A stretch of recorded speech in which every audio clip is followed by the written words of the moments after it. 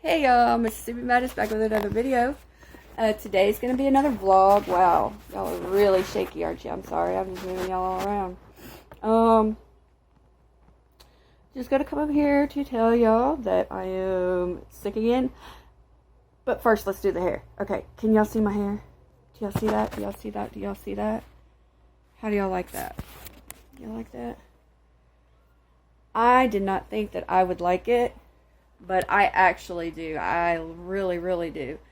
I should have filmed me doing this because the kit that we used is called Splat. And this is the raspberry red. And let me tell you something. When it says don't get on your skin because it will stain your skin, counter, you know, anything it comes in contact with, it's going to stain. Trust me. It stains. Like I said, I should have filmed when I did this because when I did it, the little plastic gloves they put in the box don't do jack for it because I used the gloves. I even put rubber bands around my wrist to keep the glove, because you know sometimes the water will go down inside the glove. Well, I put rubber bands around my wrist to hold the glove in place, okay? It did nothing. My hands were red under the glove, okay? Under the glove. It was horrible.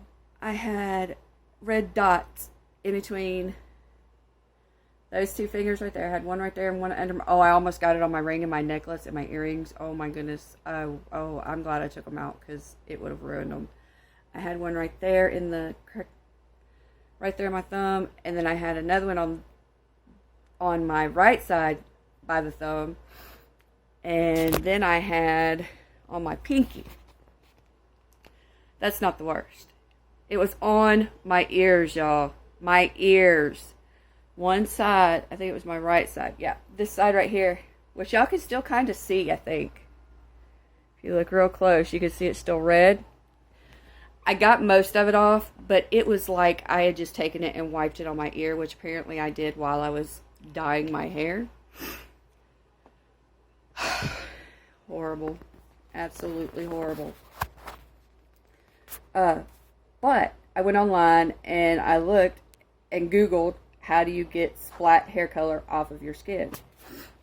And the two solutions were rubbing alcohol, pure rubbing alcohol, not diluted or anything, just pure alcohol, or equal parts dishwashing liquid and baking soda. Well, I had tried the alcohol and it wasn't coming off for some reason. Tin Man used it on him and it came off. Well, most of it. It was still a little bit light spot you could see. But it wasn't doing nothing for me. So, I went and got the baking soda and the dishwashing liquid. And I mixed it together, equal parts. And I scrubbed. And it took it off. But it also took off the top layer of my skin. I had to scrub so hard. So, I mean, it worked. But was it worth losing the skin off my hands and my ear and my neck where I got it on my neck? Not really. I think I would rather have just walked around with it and explained to people what it was. Because, yeah, now my skin's all sore and scabby and yucky. And my face, y'all, is breaking out so bad. I do not know what is up with this. But for some reason, it just decided it was gonna break out. Hasn't broke out this bad and I don't know how long. So, yeah. First I get pain all over me, then my face starts breaking out. Now I go to the doctor this morning and guess what? I'm sick. I know y'all can hear it. I have another sinus infection and strep throat. They gave me 2 shots of antibiotics. I am telling you. And see, the thing is, I haven't even really felt bad. I mean, I felt okay. I've had a headache, but I mean, I always have a headache. So, I didn't think anything of it. I was like, it's just a headache. No big deal. You know, take Tylenol, take ibuprofen, whatever you take. So, that's what I've been doing. Because and my nose has been hurt. So, I mean, I knew that there was some stuff in there still, even after the surgery. This has been, what, now 3-4 weeks after the surgery? 3 or 4. And I'm still having this trouble. So, I don't know what I'm going to do. But, like I said, I mean, I felt fine. We've been doing stuff outside, working on Lizzie's trailer, putting the water line down and the sewage line down, and getting all that done. We got the electric hooked up to it. So we've been doing all that, and I mean, I felt fine. No problems. So anyway, yeah, I'm sick. Speaking of Lizzie's camper, she actually stayed in it. Not the night we got the air hooked up to it, or got the electric hooked up to it, but the next night. She stayed in there by herself, y'all. My baby is growing up. I know she's 17, but she's still my baby, and she's growing up. So she stayed out in the camper, and, you know, Timmy and I were in the house, and we had walked up there with her and helped her take her pillows and her blankets and stuff. And we got back, me and Tim Man got back home, and we're sitting there, and he said, "How long do you give her?" And he said, "I give her about 20 minutes. And I said, "Maybe an hour." I said, "I'll give her an hour before she's either calling us to come up there, or to say she's coming home, walking home, or, you know, something. She's going to call." Because this was like, she went up there about 8:30 that night. Yeah, about 8:30 or so. So we figured, you know, it was still pretty early.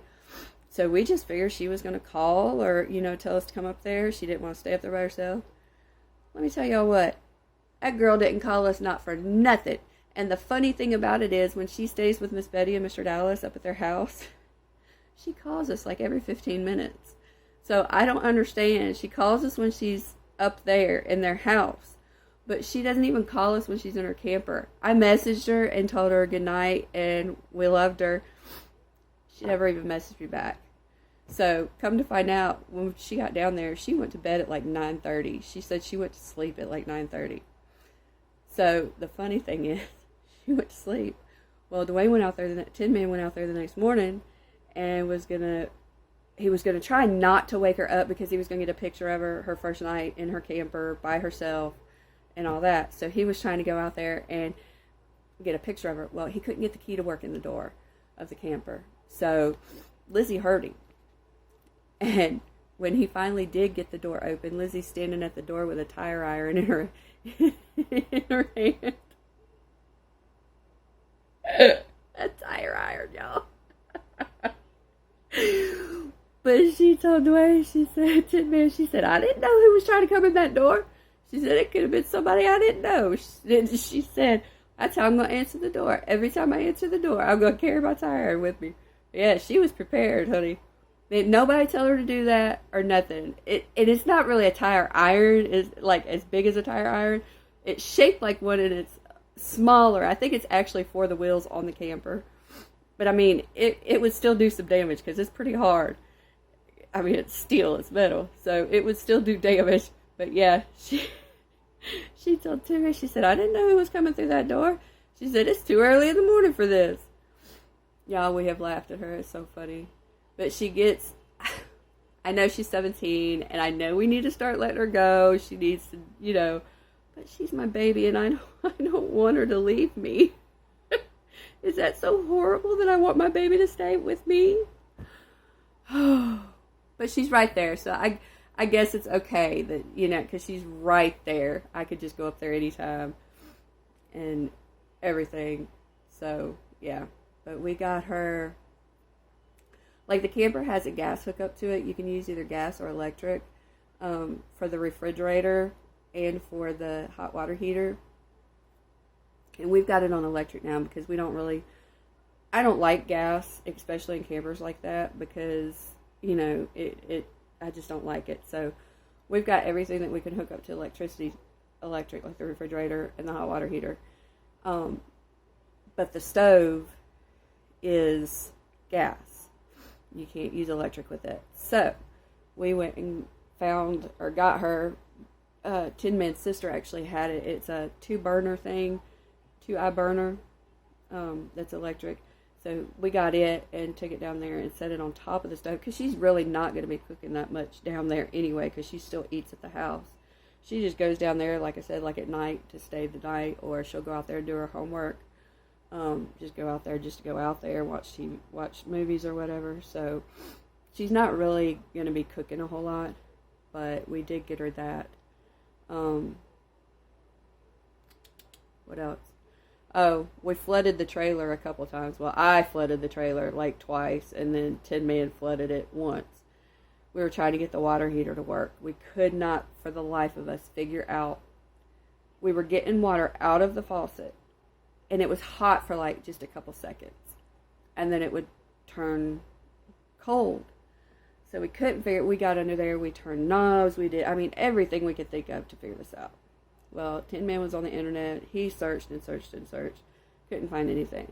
So we have an RV store right around here. And I went down there and asked him. And there was this little piece. He said, there's this little piece in the hot water pipe. The one coming off the hot water heater. Just unscrew your pipe. Reach in there. Pull that thing out. And you're set.